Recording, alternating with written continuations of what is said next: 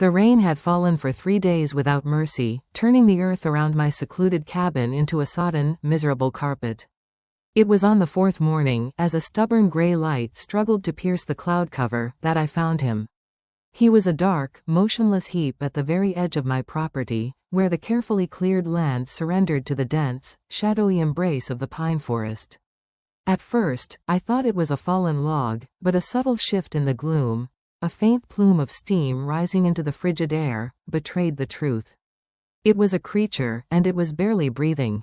My worn boots sank into the mud with a sickening squelch as I approached, my heart hammering a frantic rhythm against my ribs.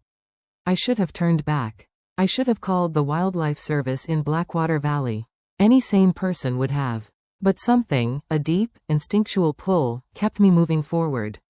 As I drew closer, the shape resolved into a wolf of monstrous size, or what was left of one. His fur was a matted tapestry of mud, rain, and dried blood.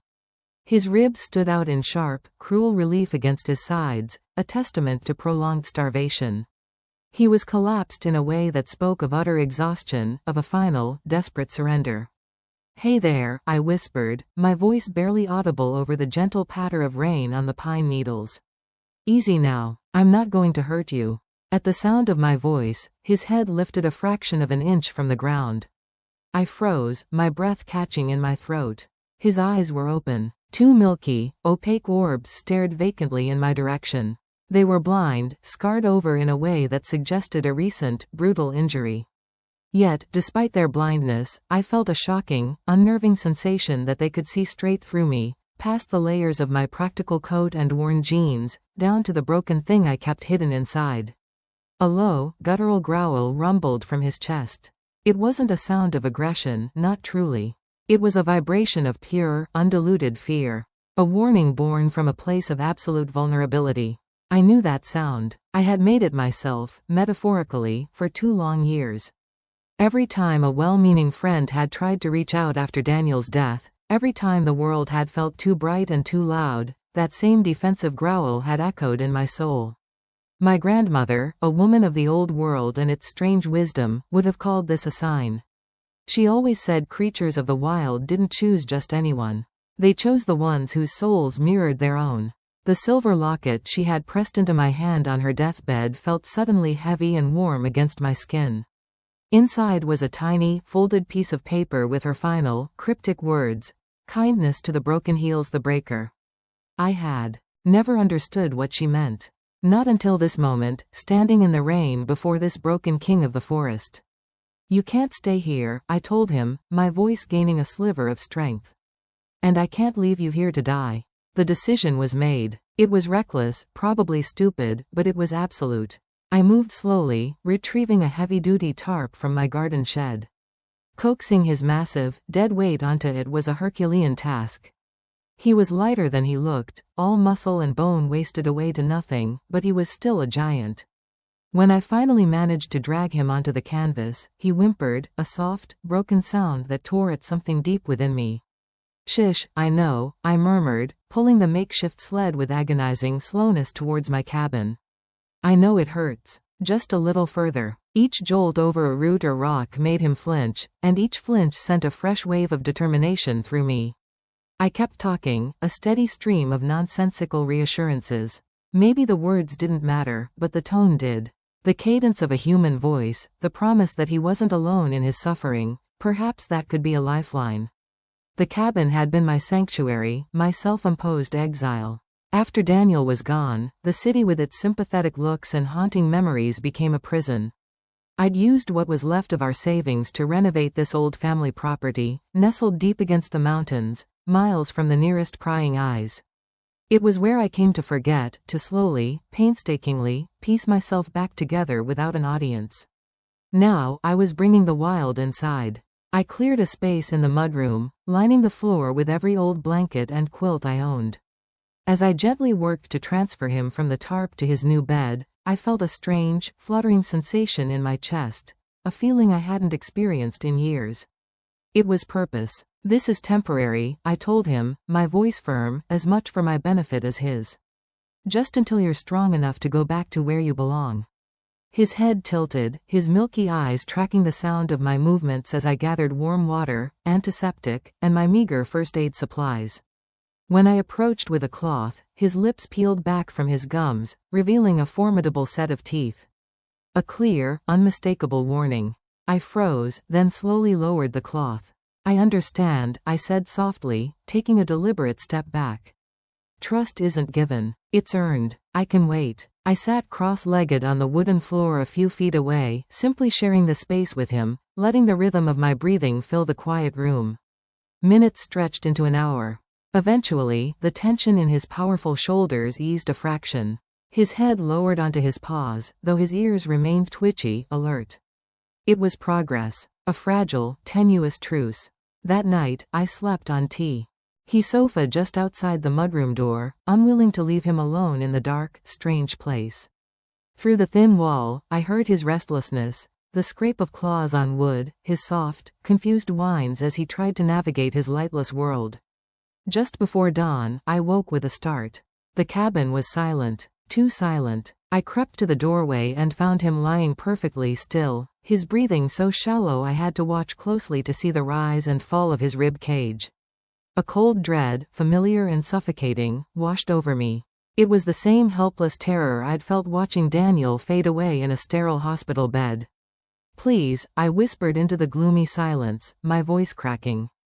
"Please don't die. Not here. Not under my watch." It wasn't just about him anymore. It was about me. It was about proving that I could still save something, that my hands could nurture life instead of just holding it as it slipped away. The first week was a delicate, exhausting dance of survival. I managed to coax water mixed with electrolytes into him using a syringe. I left small pieces of cooked venison from a recent trip to town near his bed, retreating immediately to give him space. I never tried to touch him, respecting the invisible boundary he had drawn. And I talked. I talked about everything and nothing. The stubborn rain, the pair of blue jays arguing outside the window, the plot of the mystery novel I was reading. The sound of my own voice felt foreign at first, like flexing a muscle long atrophied. The quiet had been my only companion for so long, but now, filling the silence felt necessary. By the second week, a miracle occurred. He was standing on wobbly, unsteady legs, using his nose and whiskers to map the confines of the mudroom. Heart in my throat, I opened the door to the main living area, quickly moving anything fragile out of reach. Watching him learn his new territory was a humbling experience. He moved with incredible caution, each step a calculation, his nose twitching as he memorized the scent of the sofa, the fireplace, the kitchen table. His resilience was a physical force in the room. He was a creature built to endure. It was during the third week that I noticed the first change. I was reading aloud from my book, curled up in my usual spot on the floor. A log shifted in the fireplace, casting a burst of light across his face. I glanced over, as I had 1,000 times before, and my words died in my throat. Where his eyes had been a flat, clouded white, there was now a change. At the very centers, a faint, warm color was emerging. A hint of amber, like honey held up to the light, seemed to glow from within the milky depths. "Your eyes," I gasped, forgetting myself. "They're changing." His head swiveled towards my voice, his ears pricking forward with an intensity that was new. For the first time, a wild, impossible thought whispered through my mind. This was no ordinary blindness. There was something more here, something that defied the rational world I thought I lived in. I dismissed it, of course. Living alone in the wilderness was playing tricks on my mind. But as the days passed, the transformation continued. The cloudy film receded like a tide, revealing more of that startling, luminous gold. Sometimes, when I entered a room, I could have sworn he was watching me before I made a sound. The impossible was becoming undeniable, and the safe, predictable world I had built for myself was beginning to crack at the seams. I started taking him outside on a rope lead, my constant shadow in the vastness of the forest. He stayed close, his body brushing against my legs, nervous in the open space. But gradually, he began to lift his majestic head, his wet black nose tasting the wind, remembering scents from a life before the darkness. On the eve of the fourth week, a storm of legendary ferocity rolled down from the mountain peaks. Thunder boomed like the fist of an angry god, and lightning flashes turned the night into a stark, monochrome photograph. The wolf was frantic, pacing the length of the cabin, whining with each earth-shaking crash. Seeing his primal fear, something in me broke open. I sat on the rug in the center of the room and opened my arms, a gesture of pure, instinctual comfort. "Come here," I said, my voice calm and steady despite the chaos outside. "It's all right. I'm here." To my everlasting astonishment, he stopped his pacing. He hesitated for a moment, his golden eyes fixed on me, and then he padded over. He didn't touch me, but settled himself beside me, close enough that I could feel the furnace-like heat radiating from his body. We sat like that for hours, two broken creatures huddled together against the storm. The tempest raged, but inside the cabin, a profound, fragile peace settled over us. I must have dozed off, lulled by the rhythm of his breathing and the fading fury of the wind. When I opened my eyes, weak morning light was filtering through the rain-streaked windows. The storm had passed, leaving behind a world washed clean and utterly still. I started to move, to stretch my stiff limbs, and then I froze. Sometime during the night, the final barrier between us had fallen. The wolf's massive head was resting heavily on my lap, his warm breath ghosting across my jeans. He was deep in sleep, completely vulnerable, completely trusting. With a hand that trembled, I reached out. For the first time, I touched him, my fingers sinking into the coarse, thick fur between his ears. He didn't startle. He didn't growl. Instead, he let out a deep, contented sigh and leaned into my palm. Tears, hot and sudden, sprang to my eyes, blurring the morning light. It was such a small thing, a simple touch. But it was everything. It was a surrender. It was a gift. It was the first crack in the wall of ice I had built around my heart since the day I lost Daniel. In that quiet, sun-dappled moment, I felt a shift in the very foundation of my world. I had thought I was saving a helpless animal. I had no idea that I was merely setting the stage for my own salvation, and for a destiny far wilder and more wonderful than I could ever have imagined. The real story was just beginning. The trust he placed in me that morning was a delicate, living thing. I sat there for a long time, my fingers gently carding through the thick fur of his scruff, afraid that any sudden movement would shatter the moment. The weight of his head on my lap was an anchor, holding me firmly in a present that suddenly felt brimming with significance, rather than dragging me back into a past full of ghosts. When he finally stirred, lifting his head with a soft yawn, his golden eyes were clearer than I had ever seen them. They held a new depth, an intelligence that went beyond the keen awareness of a wild animal. It was a looking in, not just a looking out. He blinked slowly, and for a heart-stopping second, I felt not like a caretaker observing her charge, but like one soul recognizing another. The day passed in a strange, new rhythm. There was a new ease between us. He no longer flinched when I moved around him to replenish his water bowl. He followed me from room to room, a silent, majestic shadow, his presence no longer that of a captive but of a companion. I found myself speaking to him not as a creature who couldn't understand, but as a confidant. "The blueberries are coming in early this year," I remarked, looking out the kitchen window as I washed our breakfast dishes. He was lying on the cool linoleum, his head on his paws, watching me. My grandmother used to say an early berry season meant a long, hard winter. "I suppose we'll see." He made a low, chuffing sound in his throat, as if in response. A crazy part of me wondered if he actually understood. It was later that afternoon, as I was chopping vegetables for a stew, that I felt his gaze intensify. I turned slowly. He was standing in the doorway, his posture utterly transformed. No longer the hesitant, blind creature navigating by scent and memory, he stood with his head held high, his powerful shoulders squared. The very air in the room seemed to thicken, charged with a silent, potent energy. But it was his eyes that stole the breath from my lungs. The transformation was complete. The last vestiges of the milky film were gone, burned away by that brilliant, molten gold. And they were focused on me with an unnerving, unmistakable awareness. This was not the gaze of a wolf. This was the gaze of a person. A being of ancient wisdom and impossible knowledge. My knife clattered onto the cutting board. I took an involuntary step back, my spine pressing against the kitchen counter. The wolf, was he still a wolf? Took a step forward. Then another. His movement was fluid, purposeful, each paw placed with a grace that was both predatory and regal. When he was mere feet away, he sat back on his haunches, his tail sweeping slowly across the floor. The silence stretched, taut and heavy. And then he spoke. 4 weeks I have waited. The voice was a low, gravelly rumble, like stones grinding together at the bottom of a deep river. It was a voice struggling to form human words, an ill-fitting garment on a creature not meant for speech. Yet, the meaning was crystal clear. My legs turned to water. I gripped the edge of the countertop, my knuckles white. This wasn't happening. It was a hallucination born of loneliness, a stress-induced break from reality. I was still asleep on the floor, dreaming in the aftermath of the storm. 4 weeks to heal what was broken, the voice continued, those golden eyes pinning me in place. To find what was lost. And now I see you clearly at last. A hysterical laugh bubbled in my chest, but it died before it could escape. The coffee mug I had been about to reach for slipped from my nerveless fingers, shattering against the hardwood floor in a burst of ceramic and brown liquid.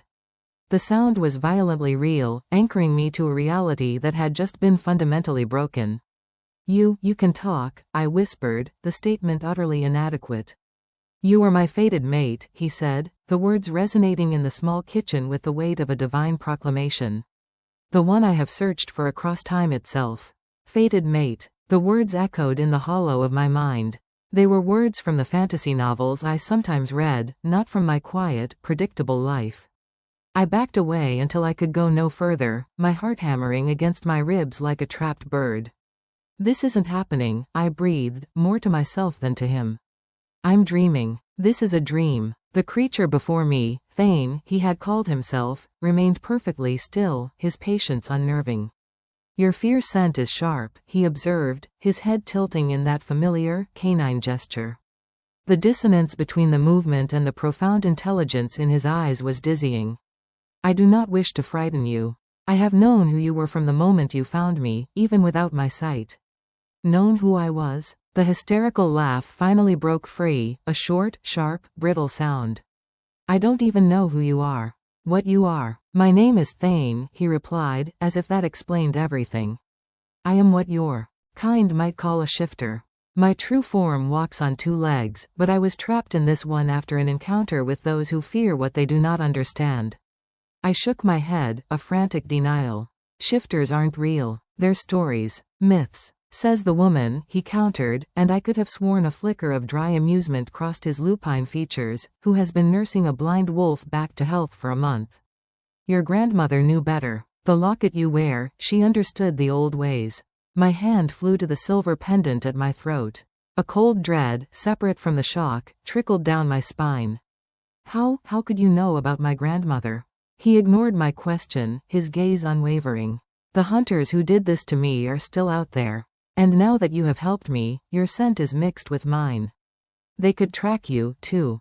The world tilted again. Hunters. Not just poachers, but hunters of things like him. My isolated cabin, my sanctuary, was now a target. What happens now? I asked, my voice surprisingly steady despite the tremor in my hands. Now I protect you while my strength returns fully, Thain said. And then, if you are willing, I take you to meet my pack. They can help keep you safe until Sullivan and his hunters are dealt with. Your pack? The word felt foreign on my tongue. There were more of them. There are others like me. Not exactly, but yes. We live in a territory deep in the mountains. They have been searching for me. I closed my eyes, trying to process the avalanche of impossible information. My life had been reduced to 2 stark paths. The solitary, grief-stricken existence I had known, or this terrifying, fantastical new world that promised danger and, if his words were to be believed, a connection I couldn't begin to comprehend. I need time, I said finally, opening my eyes to find him watching me with that same unnerving patience. It's too much. Time is something I can give you, he replied. But not much of it. My strength returns more each day, and with it, my ability to shift forms. Soon, I will be able to take human shape again. And when that happens, Sullivan's hunters will sense the power surge. They have ways of tracking such things. A countdown. Our strange coexistence was operating on a countdown. The thought should have petrified me. Yet, beneath the layers of fear and confusion, a treacherous spark of curiosity ignited. Can you? I hesitated, the question feeling absurd. Can you show me your human form? Thain shook his massive head. Not yet. The shift requires energy I am still rebuilding. But soon. Within days, perhaps. A strange sense of disappointment washed through me, followed immediately by a flush of embarrassment. What was wrong with me? 24 hours ago, he was a wolf. Now I was disappointed I couldn't see the man he claimed to be. I pushed away from the counter, my movements jerky. I'm going to clean this up, I said, gesturing to the broken mug.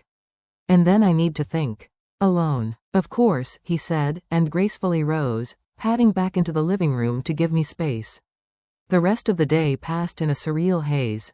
I moved through the cabin, performing mundane tasks, sweeping, wiping counters, folding laundry, while my mind raced in frantic circles. Thain kept his distance, but I was always aware of his presence, a silent, golden-eyed sentinel in my home. As evening fell, I retreated to the porch with a blanket and a glass of wine, seeking the cool, familiar air. The forest, once my comfort, now seemed a vast, unknowable realm hiding secrets I had never dared to imagine. The soft pad of paws on wood announced his presence. He settled beside my rocking chair, a warm, solid presence in the growing dark. Without turning, I asked the question that had been burning in my mind. This mate thing, how does it work? His answer, when it came, was measured. It is a bond deeper than your human concept of love. A recognition at the soul level. Rare, even for us. But how can I be yours? I pressed, finally looking at him. I'm not like you. I'm just human. The mate bond does not follow species lines, he explained, his voice a soft rumble in the twilight. It is older than either of our kinds. A magic from a time when all boundaries were thinner. The conversation stretched into the night, a strange, quiet negotiation with a creature who was both wolf and man. He spoke of his pack, of the hunters who used a blend of old magic and modern technology, of a man named Sullivan who saw them as abominations and trophies. With each revelation, the walls of my old life crumbled a little more. When I finally went upstairs to bed, leaving him on watch downstairs, my last thought wasn't of fear, but of a single, haunting question. Had I saved the wolf? Or had he, with his impossible golden eyes and world-shattering truths, just thrown a lifeline to the shipwreck I had become? I slept a deep, dreamless sleep, the kind that had eluded me for years. When I woke, sunlight was streaming through my window with an almost aggressive cheerfulness. For a single, blissful moment, I was just Elara, a woman in her mountain cabin. Then memory returned, crashing down with the weight of a landslide. Thain, shifter, fated mate, hunters. I sat up abruptly, my heart thudding. Had it all been a hallucination? A desperate fantasy concocted by a lonely mind? A loud, sickening thud from downstairs, followed by a strangled, half-human, half-animal cry, shattered that fragile hope. I was out of bed and at the door in an instant.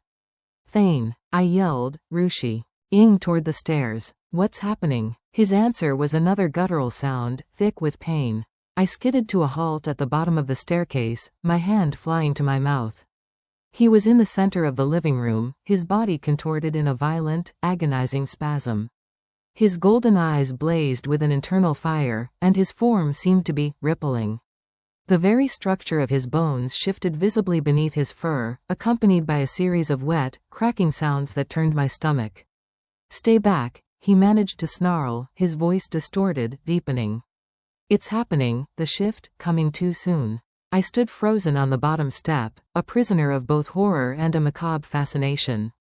I was witnessing a miracle and a violation all at once.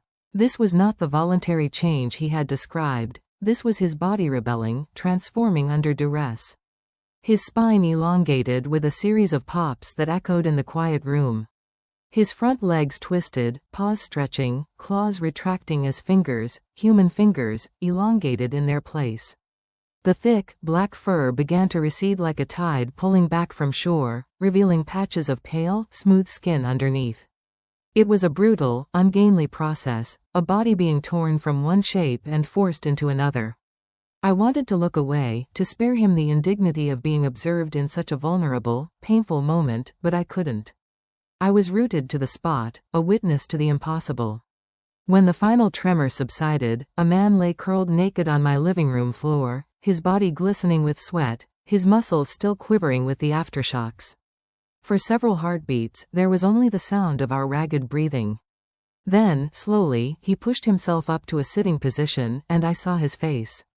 My breath caught. He was beautiful, but not in a human way. His features were too perfect, too sharply defined, as if carved from marble by a master sculptor. High cheekbones, a strong jaw darkened with the shadow of a beard, and lips that held a natural, solemn curve. And his eyes, they were the same brilliant, molten gold, now set in a face that was both alien and heartbreakingly familiar.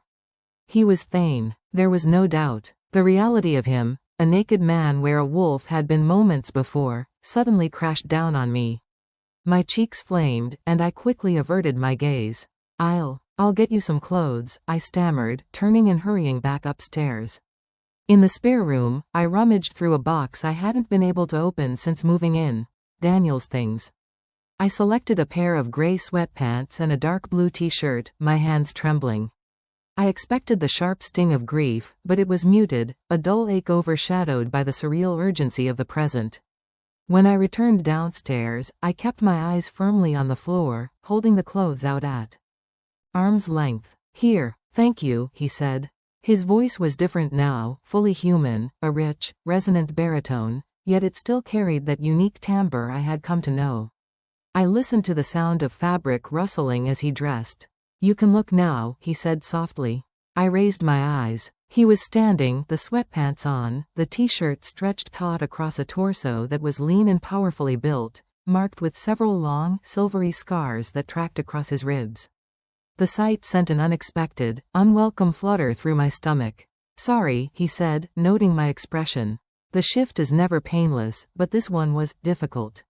My body wasn't fully prepared. Why did it happen now? I asked, my voice barely a whisper. You said it would be days. His expression turned grim as he ran a hand through his dark, disheveled hair. I felt them. The hunters. They're closer than I thought. Tracking faster than I anticipated. The shift was a defense mechanism. My body's way of preparing for a threat. The fear returned, cold and sharp.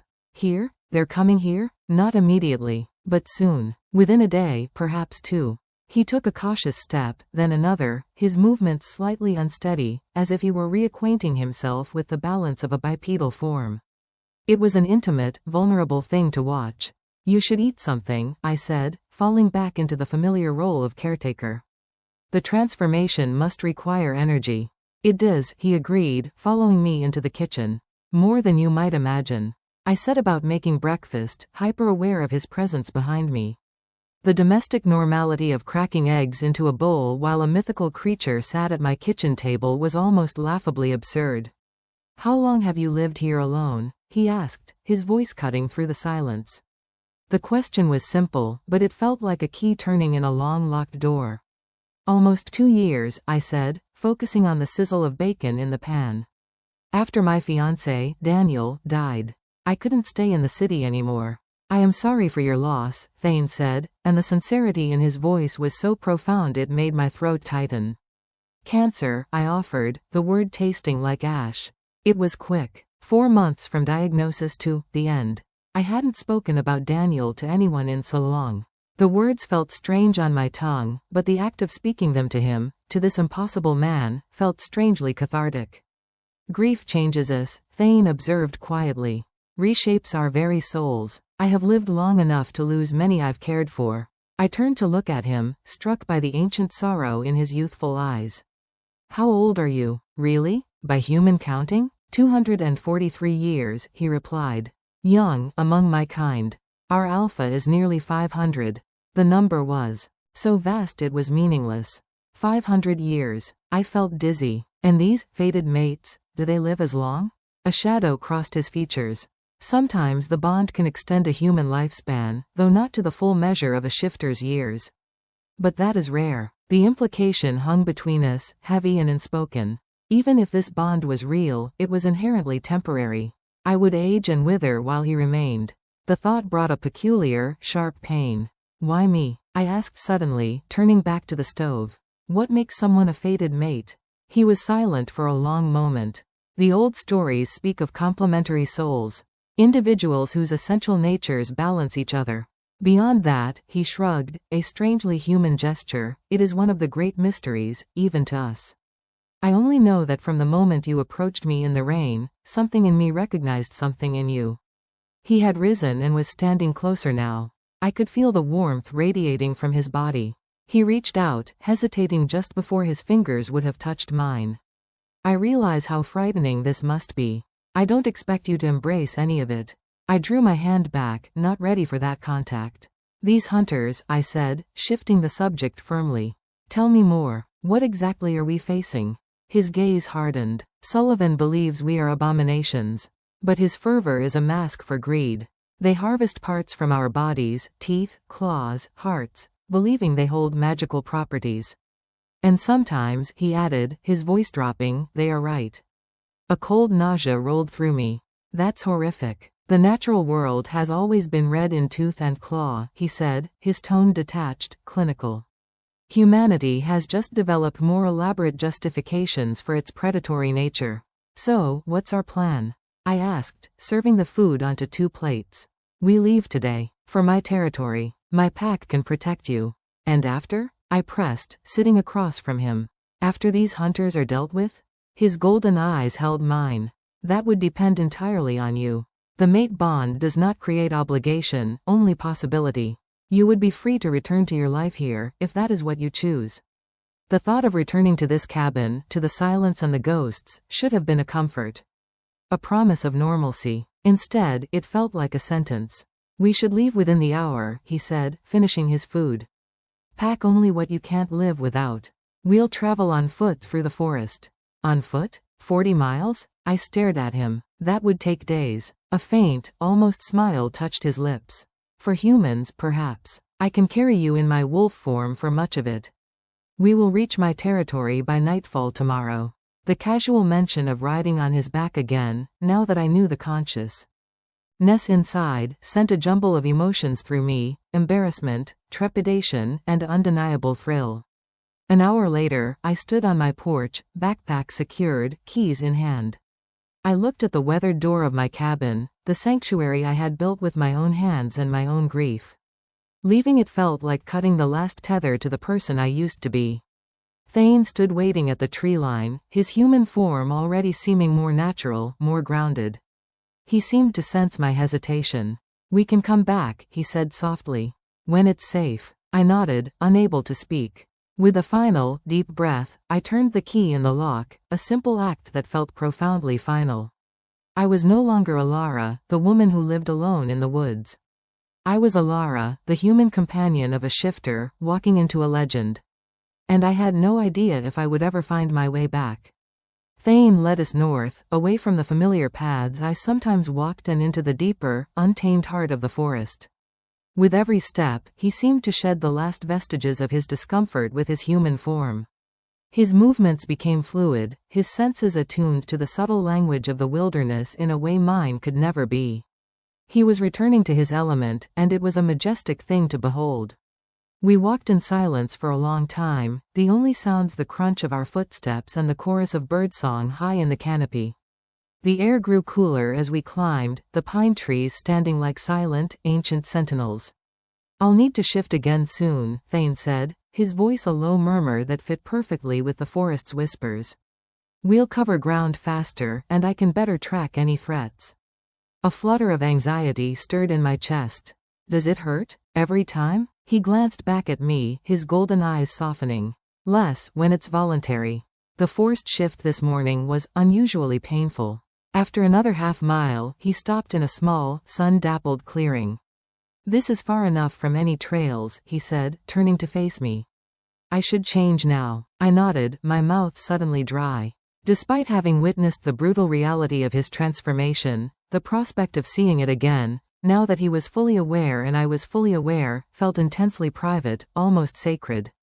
You might want to turn around, he suggested, a hint of that dry amusement returning to his voice. The clothes won't survive the shift. Heat rushed to my cheeks, and I quickly turned my back, fixing my gaze on a gnarled oak tree. I heard the soft rustle of fabric as he undressed.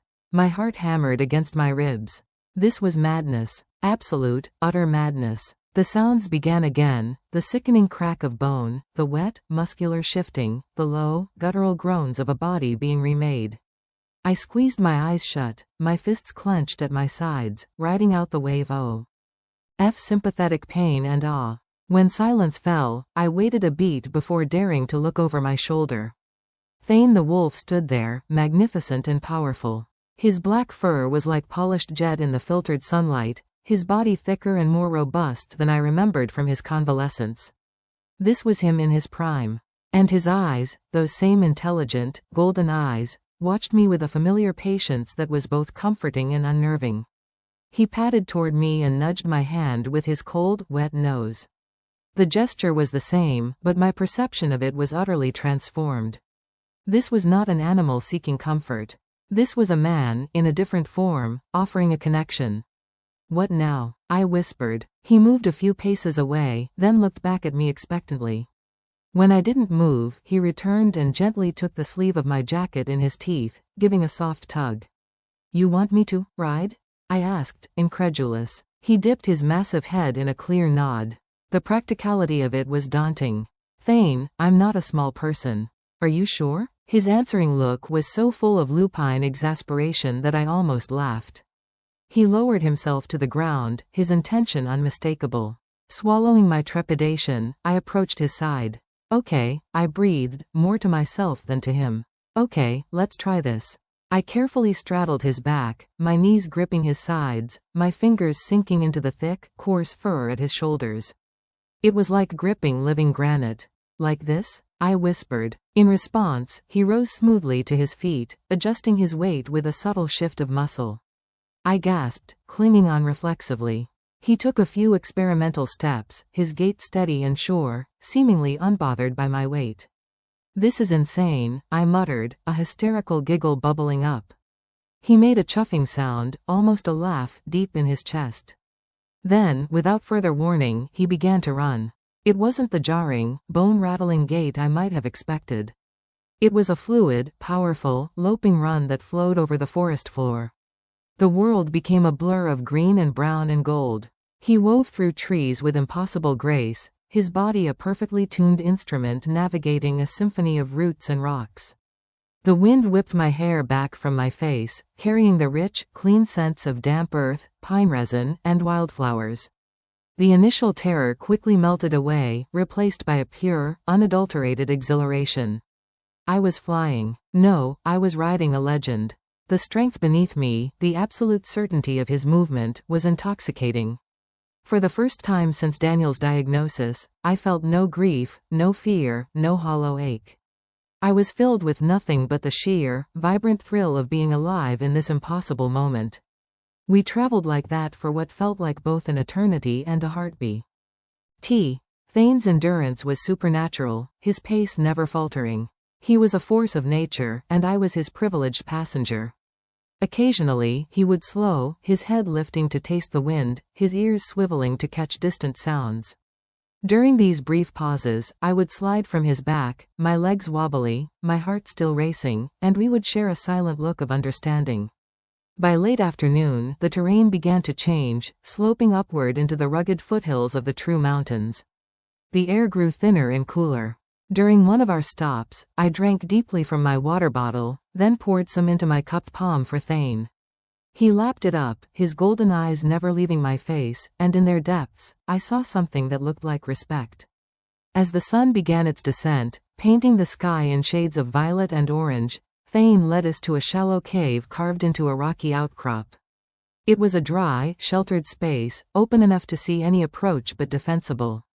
He gestured for me to enter with a nudge of his head, then followed, positioning himself at the entrance, a dark sentinel against the deepening twilight. The temperature plummeted with the sun, and a chill seeped into my bones. I pulled a sweater from my pack, shivering as I wrapped it around myself. Thain watched me for a moment, then, to my astonishment, he rose and came to my side. He circled once, twice, then settled himself on the ground behind me, his warm, massive body curling around mine, shielding me from the cave's mouth and the cold night air. "Oh," I said softly, startled by the gesture. He rested his heavy head on my leg, just as he had that morning after the storm. The meaning was clear. This was for warmth, for protection. It was practical. But as the heat from his body seeped into mine, chasing away the chill, I felt it was something more. It was a reaffirmation of the trust we had built. In the quiet intimacy of the darkening cave, with the vast, wild mountain stretching out before us, the wall around my heart crumbled another inch. I leaned back against his warm, breathing flank, my fingers once again finding their place in the fur of his neck. "Thank you, Thain," I whispered into the quiet. He let out a deep, contented sigh. In that moment, surrounded by the wilderness and protected by a creature of myth, I felt a sense of peace so profound it brought tears to my eyes.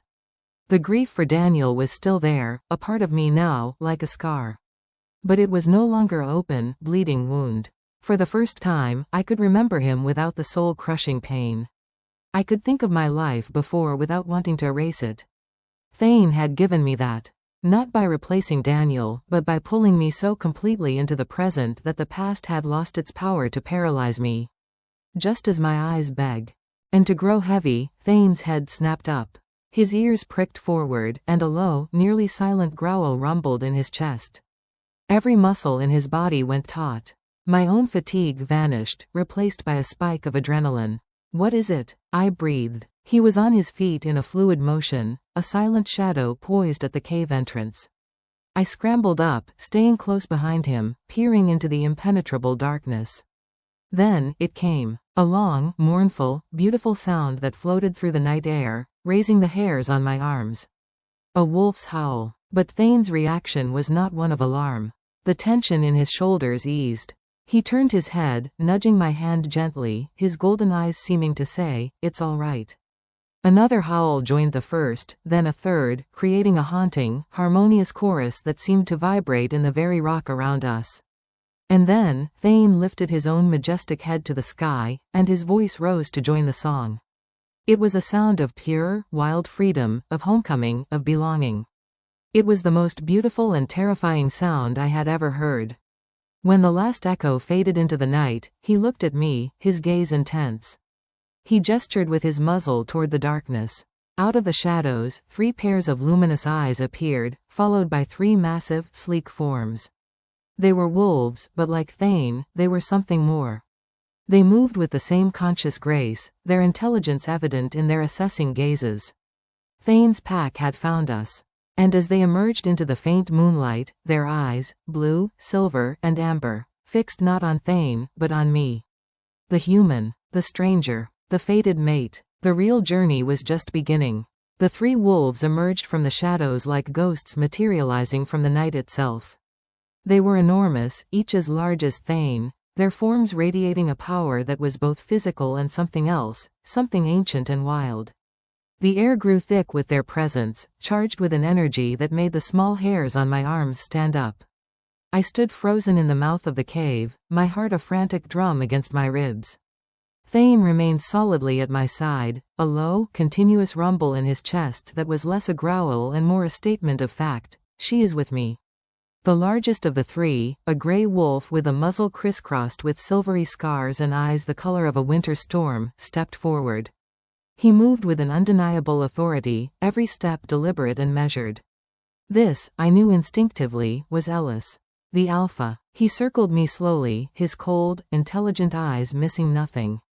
I felt like a specimen under a microscope, every flaw and fear laid bare. I forced myself to stand still, to meet his gaze when it passed over mine, though every instinct screamed at me to look away, to submit. When he completed his RCLE, he stopped before Thain. A silent communication passed between them, a language of subtle shifts in posture and minute changes in expression that I couldn't hope to decipher.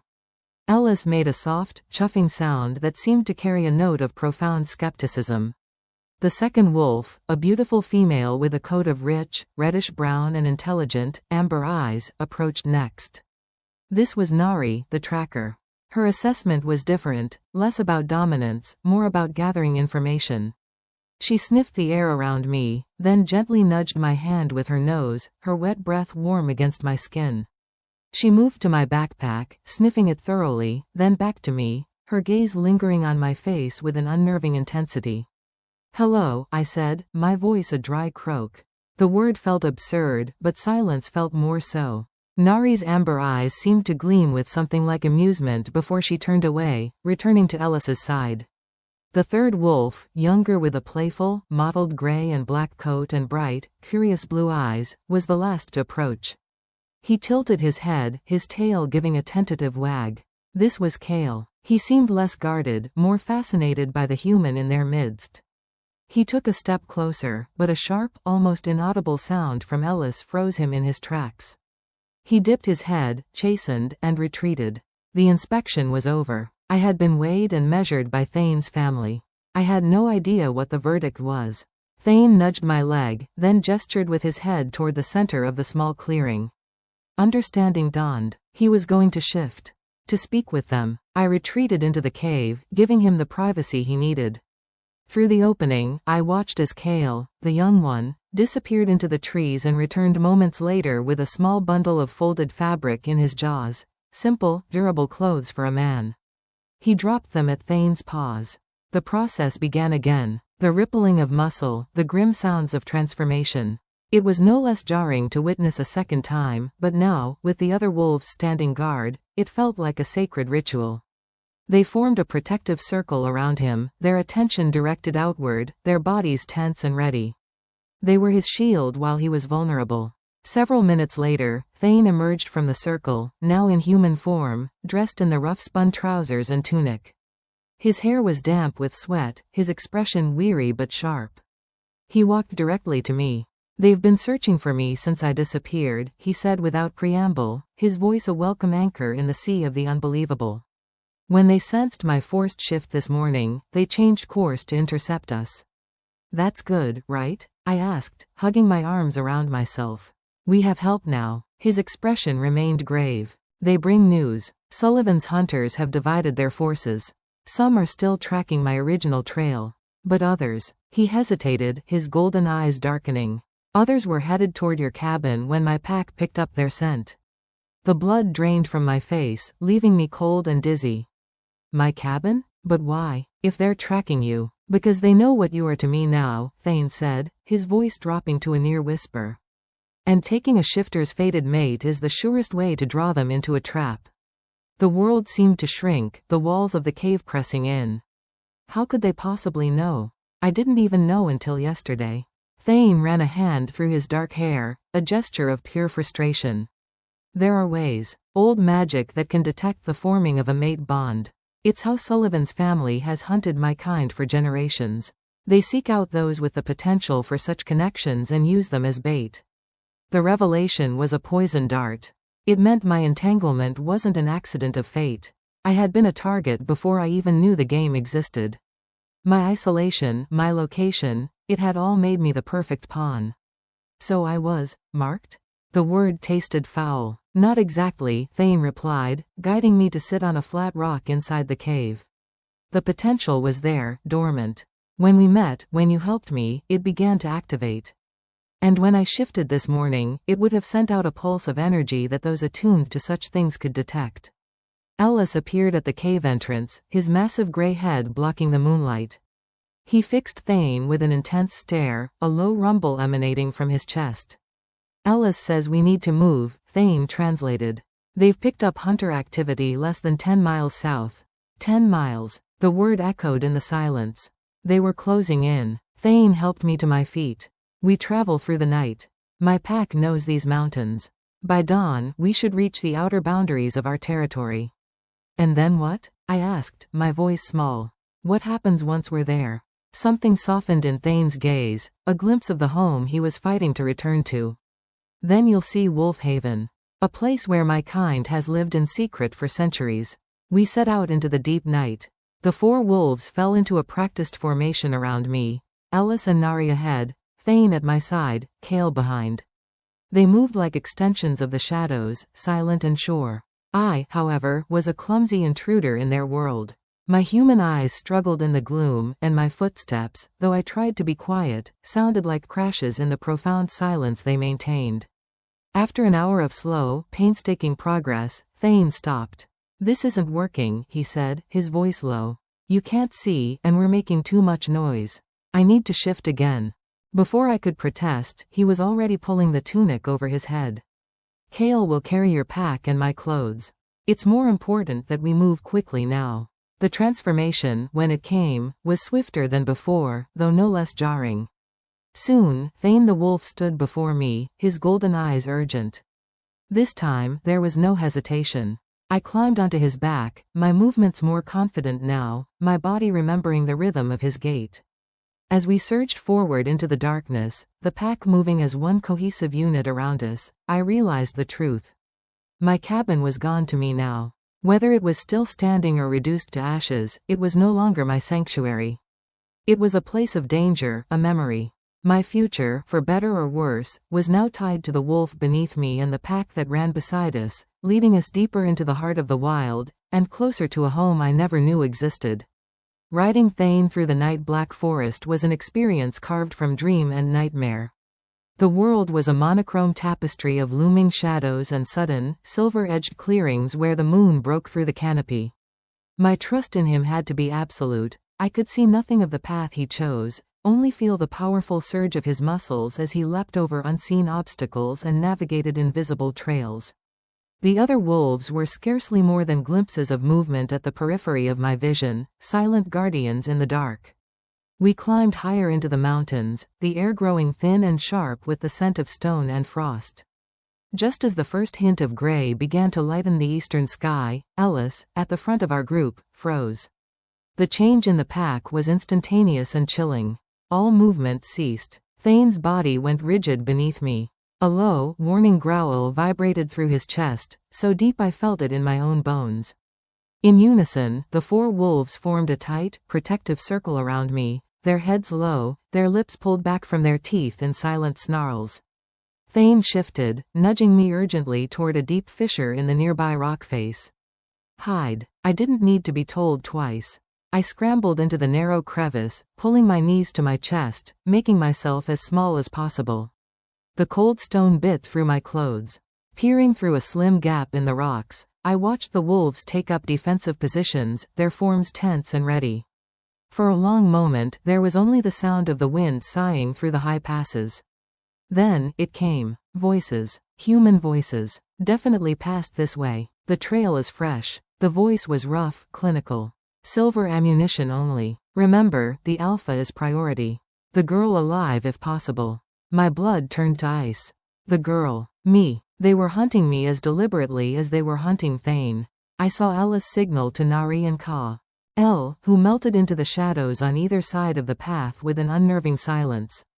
Thain remained positioned directly in front of my hiding place, a low, continuous growl rumbling in his throat, a promise of violence. The first hunter rounded the bend. He was dressed in tactical gear, a high-powered rifle held at the ready. He never stood a chance. Ellis launched from the darkness like a thunderbolt, a silent, gray streak of pure power. He collided with the man, sending the rifle clattering across the rocks. Simultaneously, Nari struck the second hunter, her teeth latching onto his forearm with brutal efficiency. The man beneath Ellis, however, didn't scream. He laughed. A cold, mocking sound that echoed off the stone walls. "You won't kill me, beast," he spat, his face contorted in a grotesque smile. "Not while we have your people." Ellis froze, the threat in his growl faltering. It was all the opening the hunter needed. He twisted, producing a small, metallic cylinder from his vest. With a quick, brutal motion, he pressed it against Ellis's side. A flash of blinding blue light erupted, accompanied by a high-pitched whine that felt like a needle driven into my eardrums. Ellis recoiled with a pained yelp, his massive body convulsing, crashing to the ground. "No." The gasp was torn from me. The hunter's head snapped toward the sound. His eyes, cold and calculating, found mine through the gap in the rocks. A slow, terrible smile spread across his face. "There you are," he hissed. "The mate." Thain exploded into motion, placing himself between the hunter and my hiding place with a snarl that held the fury of a hurricane.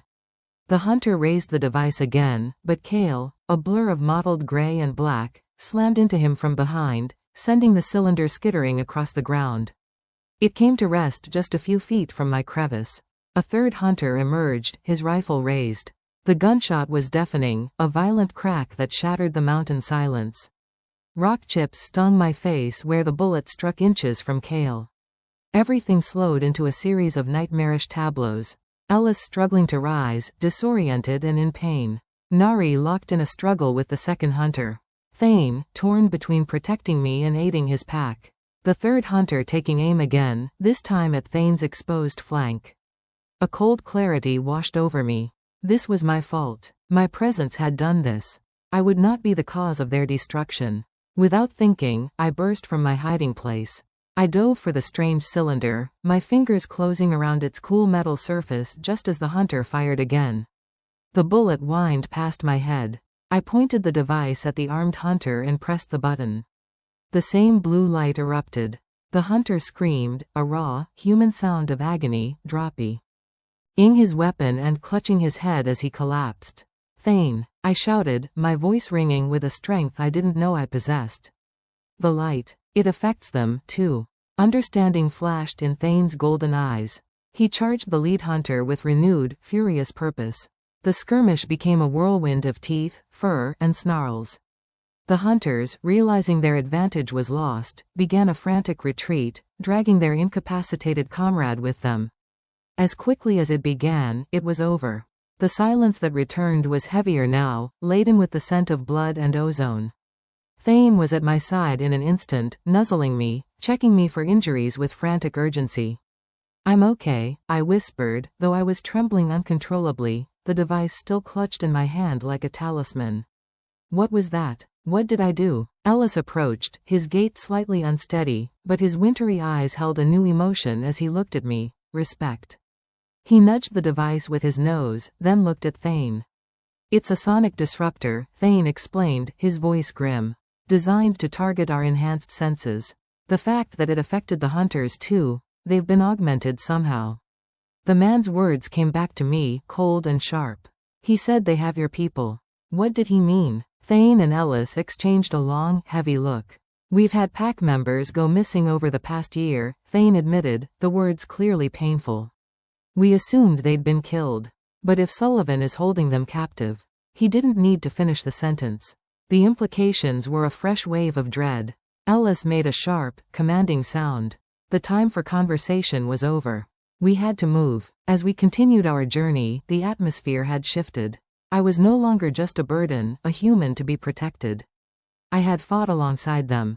I had proven myself. Thain walked closer to me, his shoulder often brushing against my arm, a silent communication of solidarity and something that felt like pride. Finally, as the sun crested the peaks, spilling golden light into the valley below, we reached the summit of the pass. And there, spread out before us, was Wolf Haven. It was not a crude camp, but a settlement. Cabins and larger longhouses were nestled seamlessly among the ancient pines, built from the stone and timber of the mountain itself, so perfectly blended they were nearly invisible. Smoke curled from stone chimneys and figures moved between the buildings.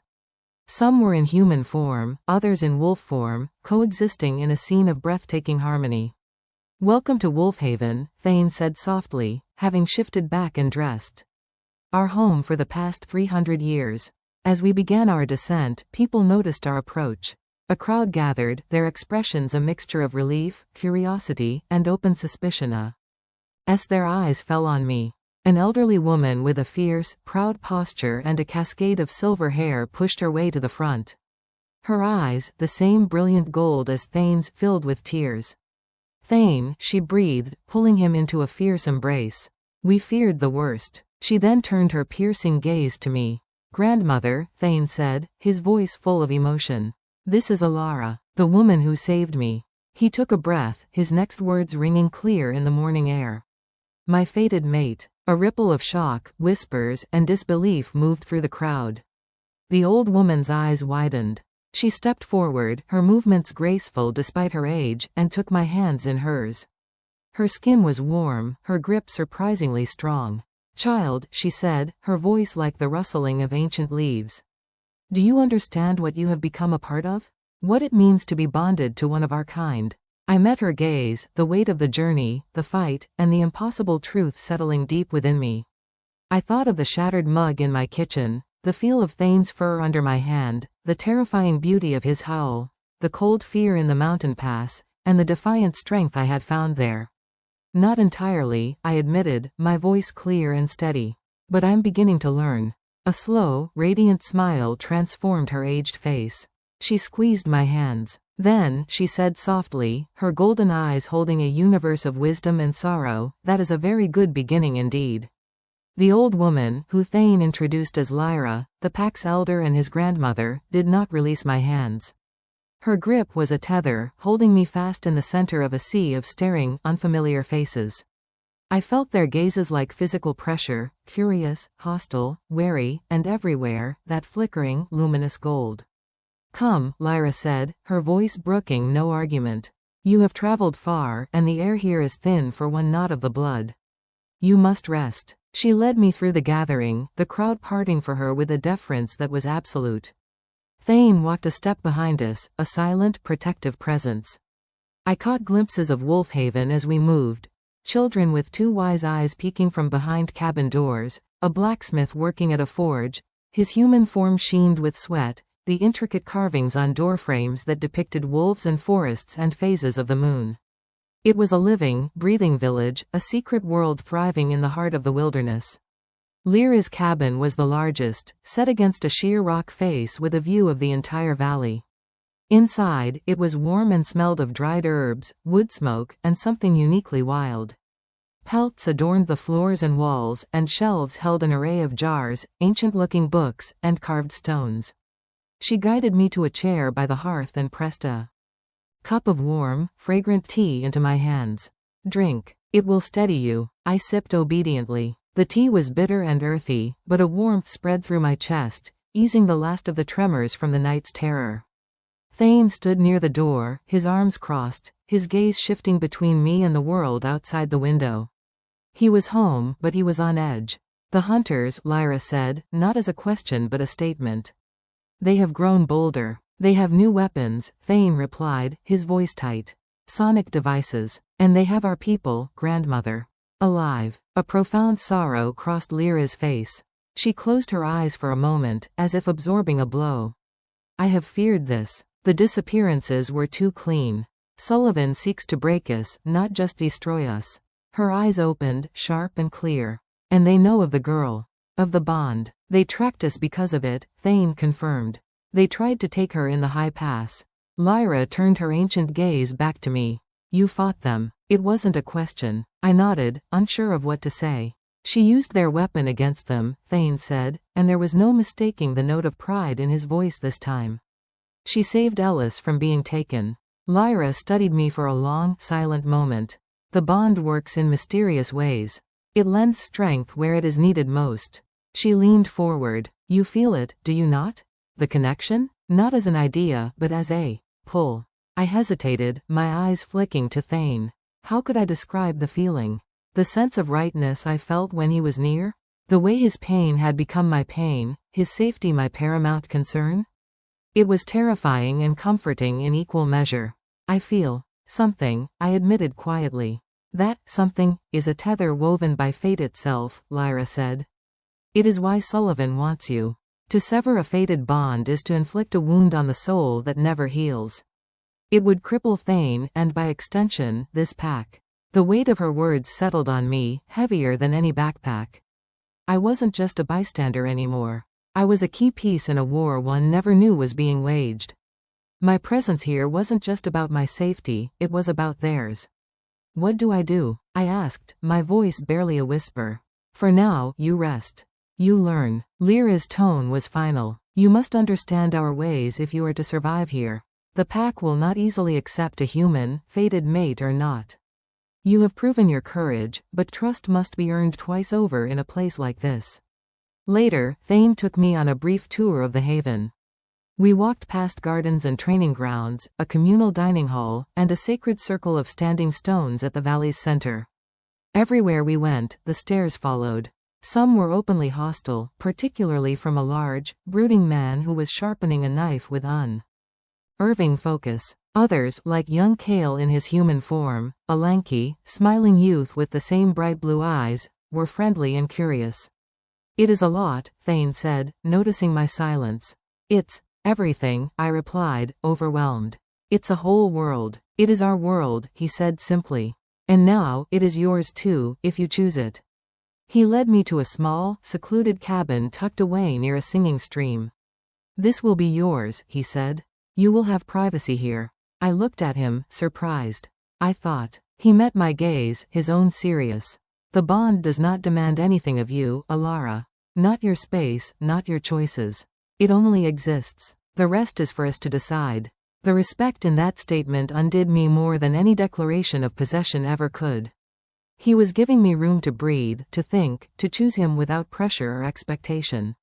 Inside, the cabin was simple but comfortable. A bed, a small table, a hearth. It was clean and smelled of pine. It was a sanctuary, offered in the midst of the storm. That night, as I lay in the unfamiliar bed, listening to the stream outside and the distant, comforting sounds of the pack settling in for the night, I thought about Lyra's words. The pack will not easily accept a human.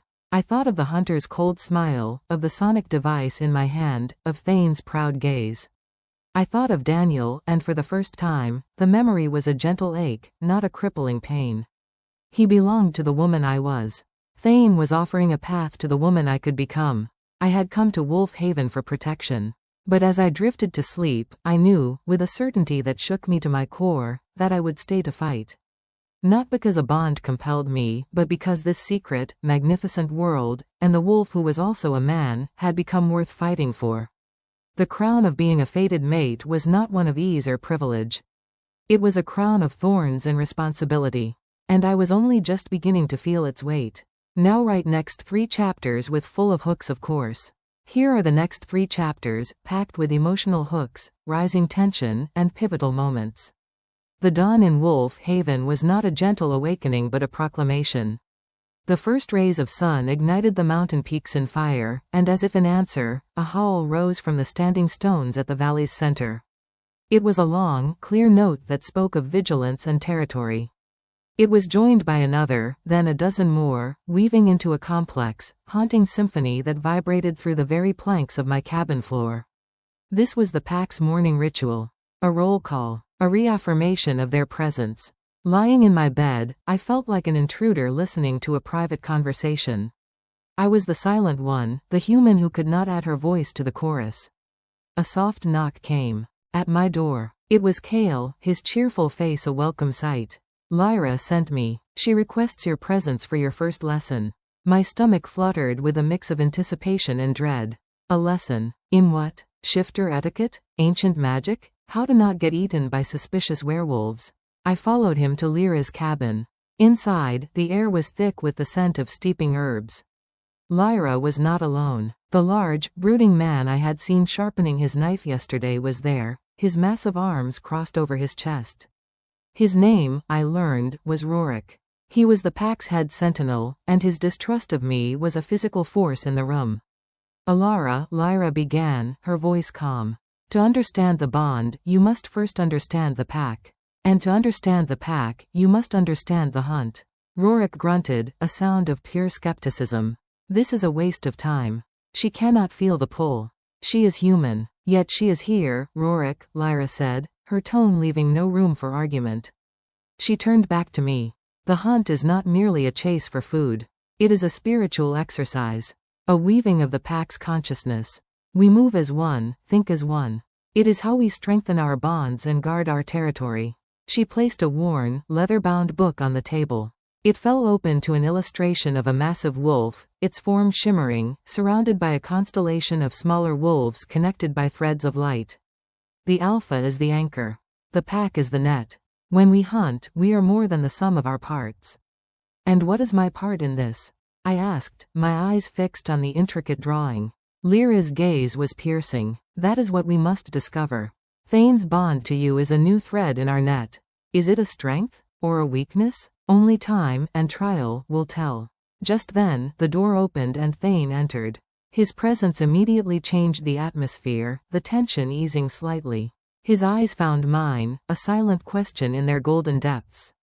Are you all right? Rorik's jaw tightened. Your mate is receiving her first lesson in what it means to be part of a pack.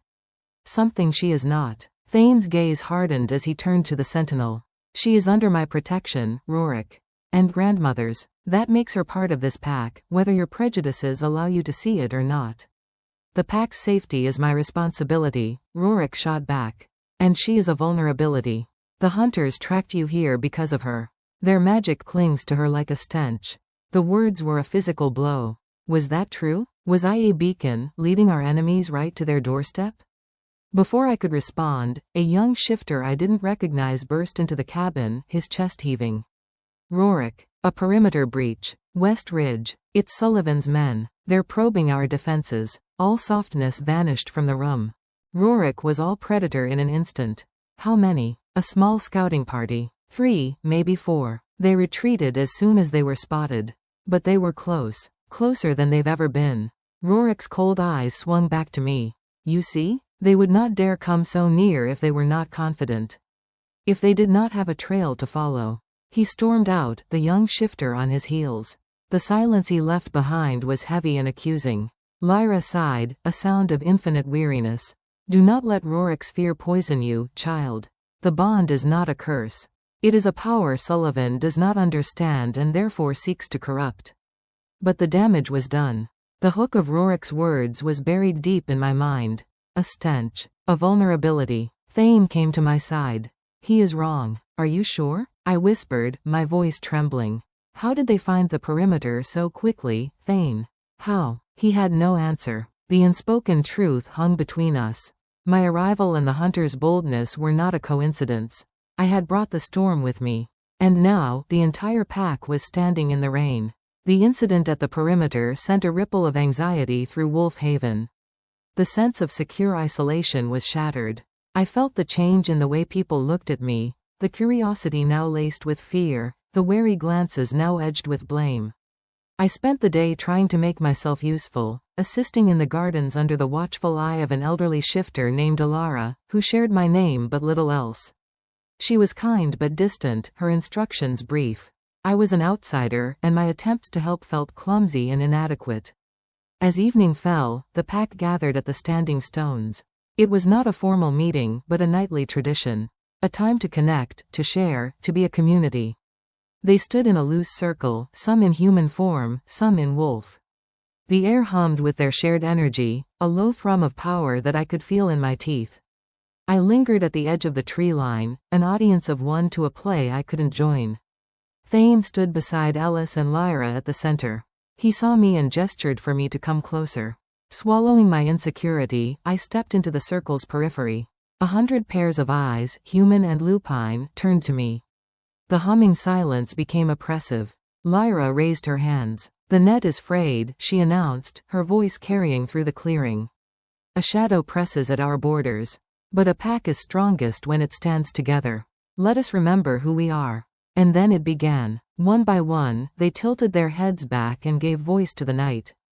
It started with Ellis, a deep, resonant howl that was pure command. Nari joined, her voice a higher, melodic thread. Then Kale, then Rorik, his howl a challenge to the darkness. Soon, the entire pack was singing, a tapestry of Sioux. ND so powerful it seemed to push back the very night. It was the most beautiful and isolating thing I had ever experienced. I stood in the midst of this primal choir, utterly silent. The bond Thain spoke of felt like a taut string connecting my heart to his, and through him, I could feel the echo of the pack's unity. It was a breathtaking, dizzying sensation, like hearing a magnificent song from the other side of a thick glass wall.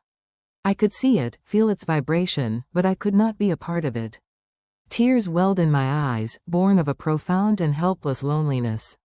As the final notes faded into the stars, Rorik's voice cut through the silence, sharp and clear.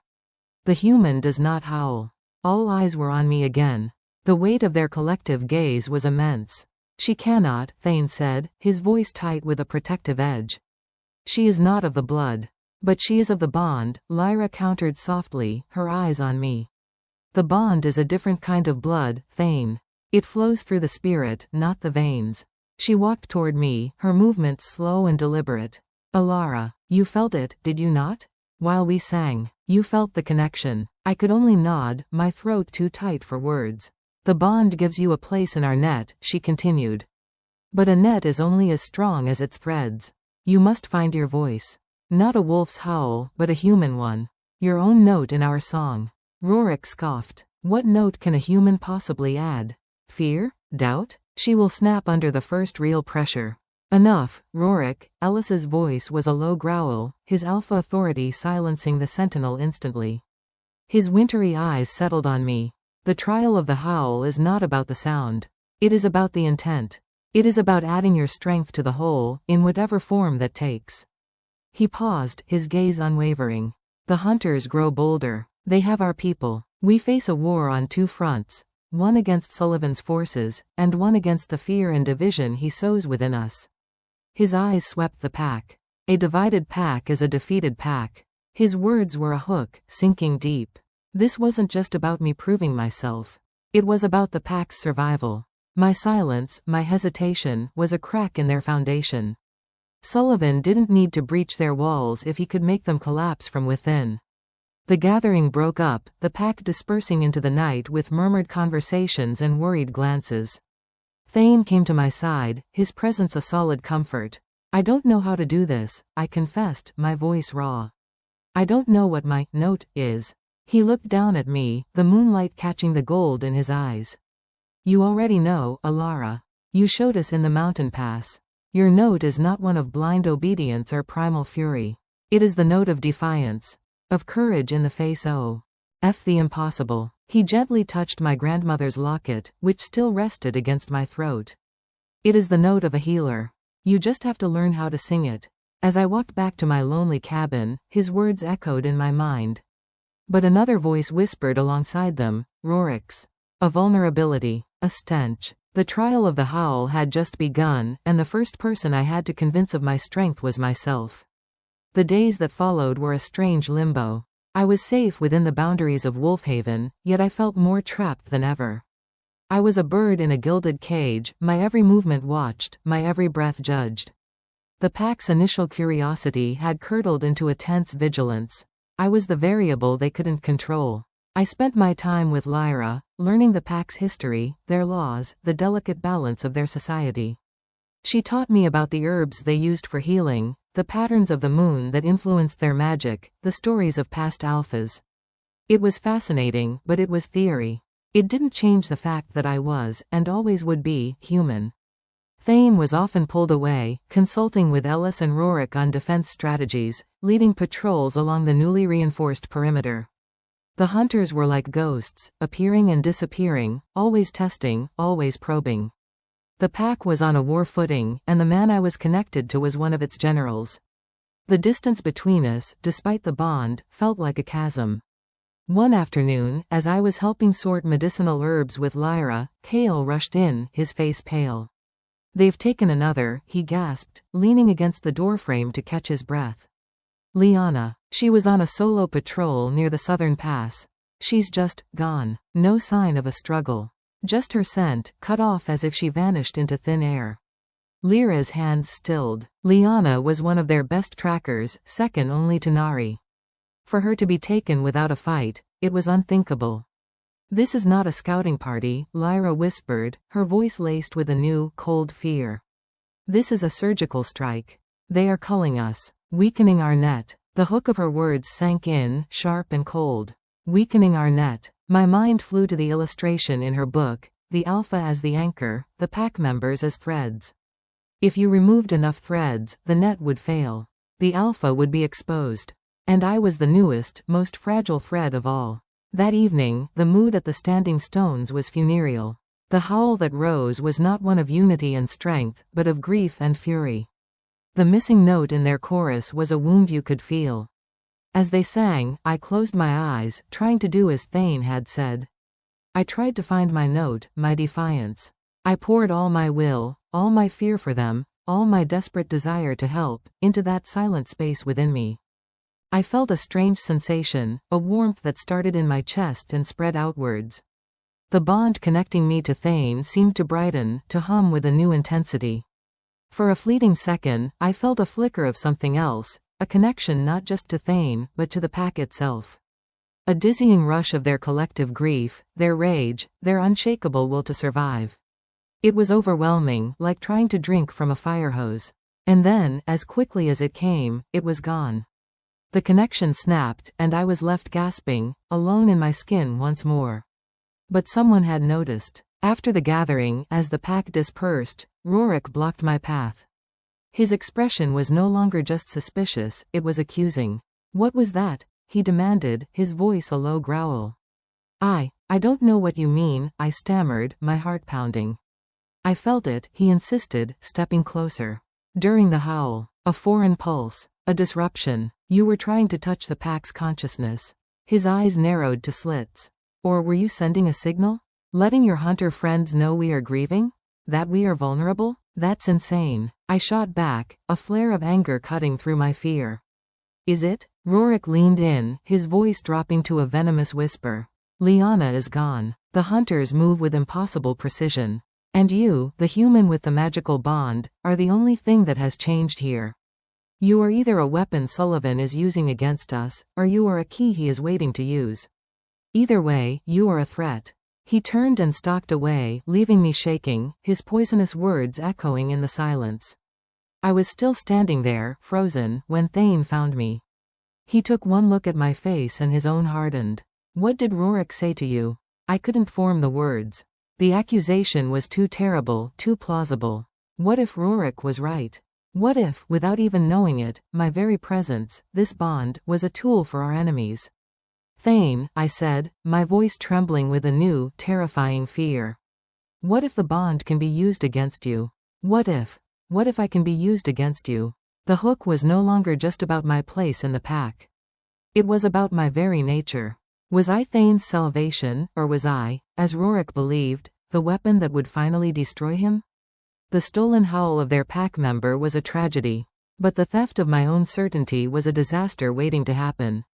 And in the shadows, Sullivan was watching, waiting for the net to fray just enough to make his final, deadly move. Rorik's accusation became a poison that seeped into the very soil of Wolfhaven. Whispers followed me. When I walked to the communal hall for meals, conversations would die down.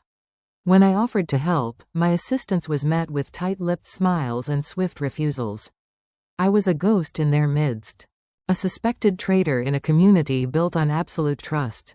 The bond with Thain, once a source of strange comfort, now felt like a live wire, humming with a tension I didn't understand. I could feel his frustration, his fierce need to defend me warring with his duty to a pack that was closing ranks against him because of me. The breaking point came 2 nights later. I was in my cabin, trying to sleep, when a wave of agony so sharp and sudden it stole my breath ripped through the bond. It wasn't my pain. It was Thain's. I bolted upright, my heart hammering. Outside, shouts and snarls erupted. I threw open my door to see a scene of chaos. Thain was in his wolf form, crouched and snarling, facing off against Rorik and 2 other sentinels in human form. Between them, lying on the ground, was Kale. The young shifter was unconscious, a strange, pulsing blue net of energy wrapped around his body, identical to the light from the hunter's sonic device. He followed a false trail, a scent that led him right into an ambush at the perimeter. Rorik was shouting, his finger pointing accusingly at Thain. A scent that mimicked hers. His gaze swung to me, burning with fury. "They used your scent as bait, human. They knew he was fond of you. They knew he would follow." The world tilted. They had used me. My presence, my very essence, had been weaponized against the kindest soul in the pack. Thain shifted back to human form, his face a mask of rage and pain. "This is not her fault, Rorik. Is it not?" Rorik roared, the sound echoing through the valley. "Every disaster since her arrival is tied to that bond. They are manipulating it, Thain. Can you not see? They are using your mate to pick us apart, one by one." The pack had gathered now, their faces a mixture of horror and dawning agreement. The evidence was piling up. Liana, now Kale. The targeted, insidious attacks. Ellis stepped forward, his alpha presence silencing the crowd. His face was grim. Rorik's concerns, though harshly spoken, are not without merit. He looked at Thain and then at me, his wintry eyes filled with a profound sorrow. "The bond between you is a conduit. It seems our enemies have found a way to use it. The truth was a physical blow, worse than any of Rorik's accusations. Ellis, the wise and just alpha, believed I was the weakness. The fracture I had feared was here, and it was running right through the heart of the pack, and right through the heart of Thain. His loyalty was torn in two. I could see the torment in his eyes. To defend me was to defy his alpha and alienate his pack. To side with them was to betray the connection he claimed was sacred. I couldn't let him make that choice. I took a step forward, my voice quiet but clear in the tense silence. He's right. All eyes turned to me. Thain's gaze was desperate. Elara, no, they are using me. Using this connection. I looked at Ellis, then at the gathered pack, my heart breaking with every word. As long as I am here, you are not safe. Thain is not safe. The hook was set. The only way to save them was to remove the weapon. I had to leave Wolfhaven. The decision, once spoken, became an unchangeable law. The relief from the pack was palpable, a collective exhale of tension. I had become the sacrifice to restore their unity. Thain fought it. He argued with Ellis, he pleaded with me. But the logic was unassailable. Every moment I stayed, I was a liability. A key to their destruction. Lyra came to me as I packed the few things I had. Her face was etched with grief. This is not the way, child. Running from a bond only gives it more power. The answer is not to sever the thread, but to learn how to strengthen it against corruption. How? I asked, my voice hollow. There is no time for lessons, Lyra. They are using me now. Kale almost died tonight. She had no answer. She simply pressed a small, woven bracelet of herbs into my hand. For protection. The wild is still dangerous, even without hunters. Remember what you are, Elara. You are not just a human. You are a healer. And you are his mate. That makes you a part of this world, whether you are within these borders or not. Thain was waiting for me at the edge of the territory, at the same hidden pass we had entered through. He was in human form, his backpack ready. I'm coming with you. No, I said, the word firmer than I felt. That's what they want. They want you isolated, away from the pack. They want to draw you out. If you come with me, you are playing right into their hands. I will not let you face this alone. His voice was raw, his golden eyes blazing. You have to, I whispered, reaching out to touch his face, my fingers memorizing the feel of his skin. Your pack needs you. They need their alpha to be whole and here, protecting them. This is the only way to protect you all. The pain in his eyes was a reflection of my own. The bond screamed in protest at the separation. It felt like tearing my own soul in two. This is not the end, Elara, he vowed, his hand covering mine. I will find a way to break their magic. I will find a way to keep you safe. I will come for you. I believed him, but I also knew the terrible cost of waiting. I'll be at the cabin, I said, my voice breaking. I'll find a way to hide my scent, to break their tracking. It was a flimsy plan, a desperate hope. But it was all we had. He pulled me into a final, fierce embrace. No kiss, no grand romantic gesture. Just a holding on, a silent promise conveyed through the press of our bodies and the frantic, shared beating of our hearts. Then, I too. RNED and walked away. I walked back into the human world, alone. Every step away from him was agony, the bond stretching thinner and thinner, a thread of pure pain. The forest that had once felt magical now felt menacing. Every shadow held a hunter, every rustle of leaves was the sound of a net closing in. I was a lone rabbit running through a field of wolves, with a bell tied around my neck, leading the predators away from my den. But as I walked, Lyra's words echoed in my mind. You are a healer. You are his mate. I was not just running. I was luring the enemy into a trap of my own. They thought they were hunting a helpless human. They didn't know they were chasing the fated mate of a shifter prince, who had just been pushed to her breaking point. The game had changed. I was no longer the prey. I was the bait. The journey back to my cabin was a blur of fear and grim determination.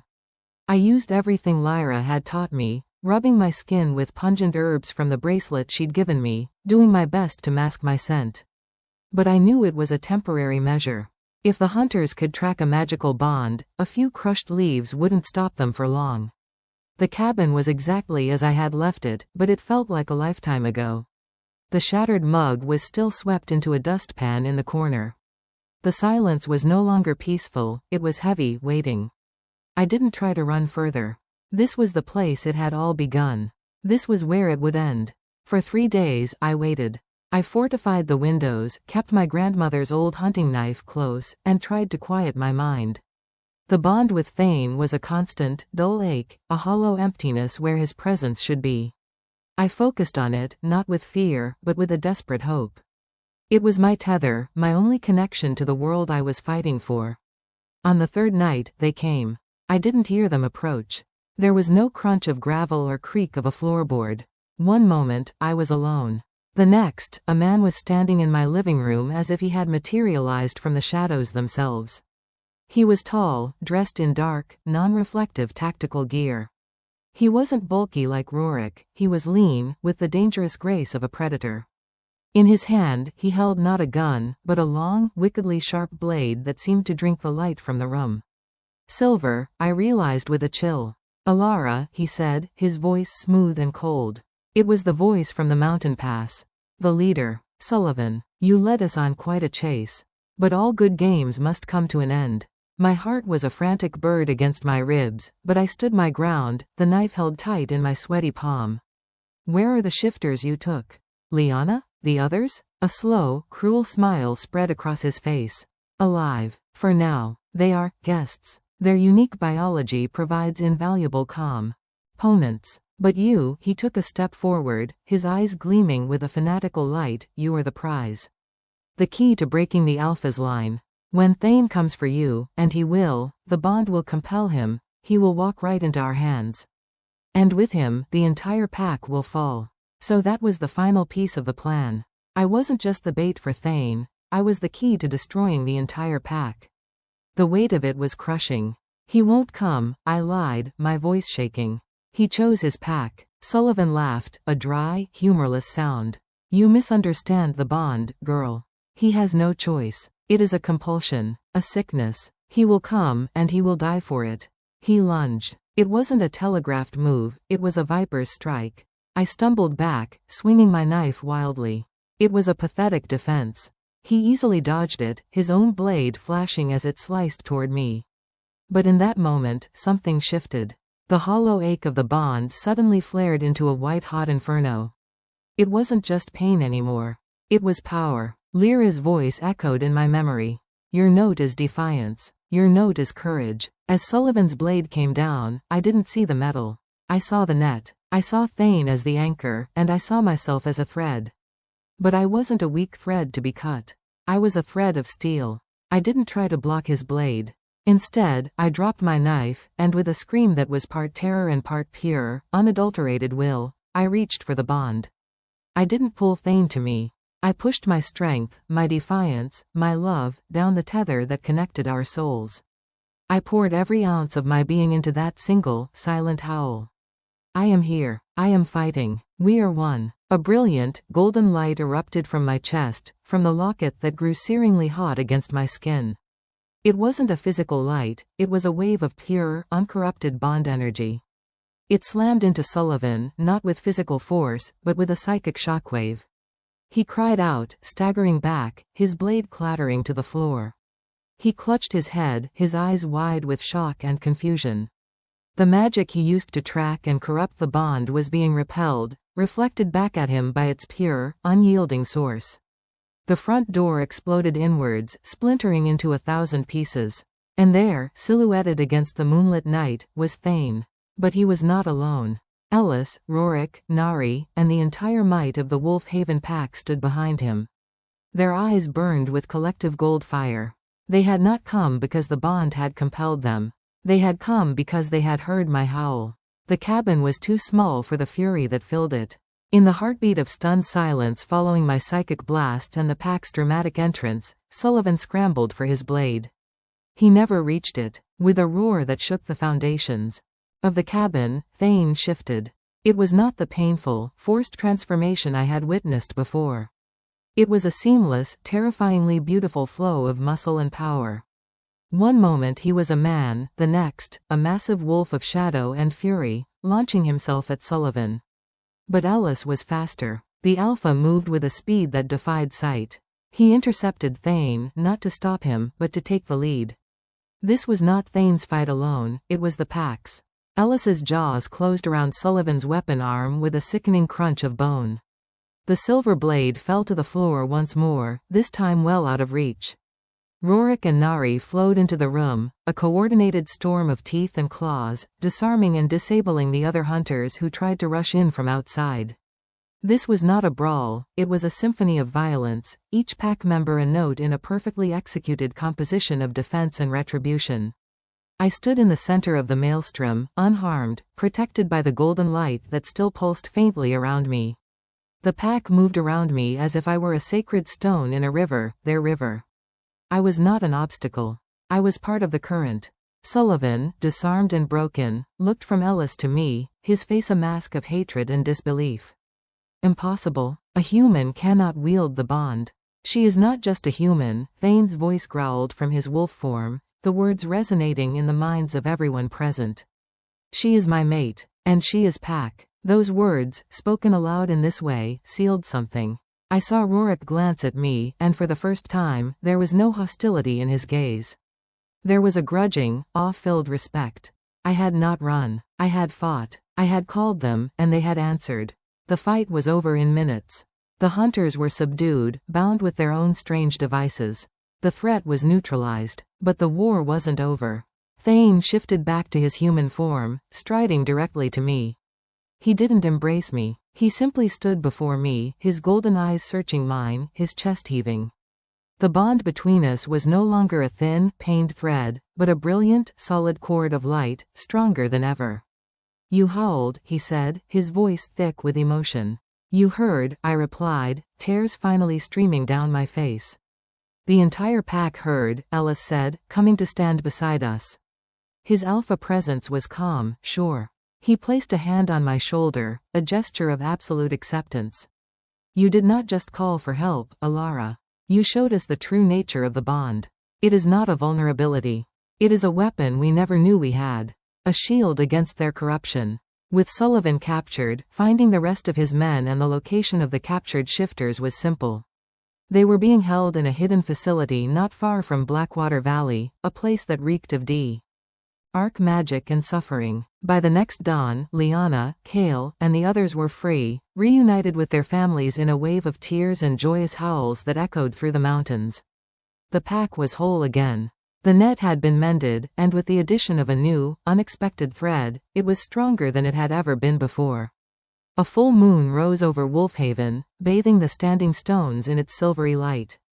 The entire pack was gathered, a sea of human and wolf forms under the luminous sky. There was no grief tonight. No fear. Only a profound, powerful sense of unity. I stood beside Thain, my hand in his. I was no longer at the edge of the tree line. I was at the center of the circle, with him, with Ellis, with Lyra. Lyra stepped forward, her silver hair glowing in the moonlight. The net has been tested, she declared, her voice ringing with pride. It was frayed, and a shadow sought to tear it apart. But a new thread, woven with courage and defiance, has made it unbreakable. She turned her gaze to me. Elara, you came to us as a stranger. You were tested by fear, by suspicion, and by the enemy's blade. You did not break. You bent, and in doing so, you showed us a new kind of strength. The strength of the human heart, amplified by a shifter's soul. She then looked at Thain. And you, my grandson, learned the hardest lesson of a leader. That loyalty to the pack and loyalty to your heart are not opposing forces.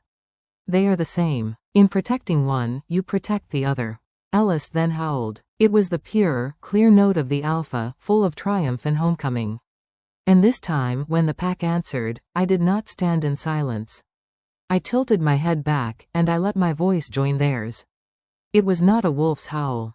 It was a human cry, a clear, strong note that rose from the very core of my being. A note of love, of belonging, of hard-won peace. It was my note, and as it wove into the magnificent tapestry of their song, I felt it. Not just the bond with Thain, but the bond with every single shifter in the clearing. I was part of the net. I was part of the pack. Thain's hand tightened around mine. He didn't need to speak. I could feel his love, his pride, his eternal gratitude flowing through our connection, as real and as solid as the ground beneath our feet. The story of the blind wolf and the woman who saved him was over. Now began the legend of the shifter prince and his human mate, whose bond had saved a kingdom. We were two halves of a single soul, two notes in a single song, two warriors in a single pack. Our story was just beginning, and it would echo through these mountains forever. Like, share, and subscribe for more epic tales of love, magic, and destiny that defies all odds.